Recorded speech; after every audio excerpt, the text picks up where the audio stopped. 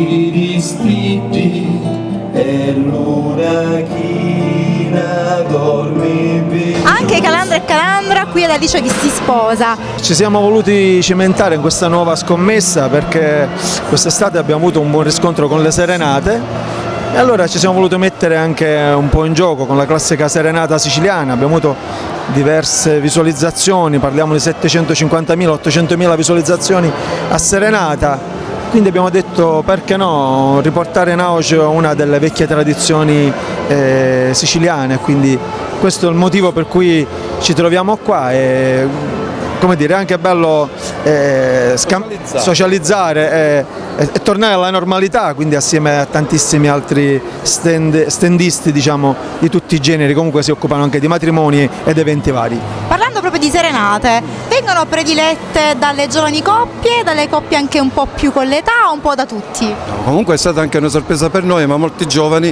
appunto stanno riscoprendo il ritorno delle serenate, che è una cosa bellissima comunque. Le ragazze poi abbiamo appurato che si emozionano, per cui ancora credono nell'amore, quello vero, quello puro, e noi con i nostri brani, con il nostro momento cerchiamo di portare avanti quello che è proprio il loro futuro anche. Si può dire così, vero Maurizio? Sì. Si sei spinto un po' oltre. Sono il loro futuro è... Certo, perché incominci bene con le serenate e tu lo sai benissimo, e tu sai benissimo quanti commenti arrivano e quanti auguri arrivano agli sposi, se andate su Facebook appunto potete vedere e controllare, da tutto il mondo arrivano gli auguri per gli sposi. Parte con 30-40.000 auguri agli sposi, penso che parte bene. No? Buon auspicio sicuramente. Quindi le vostre performance, per così dire, vengono richieste non solo nel giorno del matrimonio, ma anche la sera prima, diciamo? Sì, principalmente la sera prima.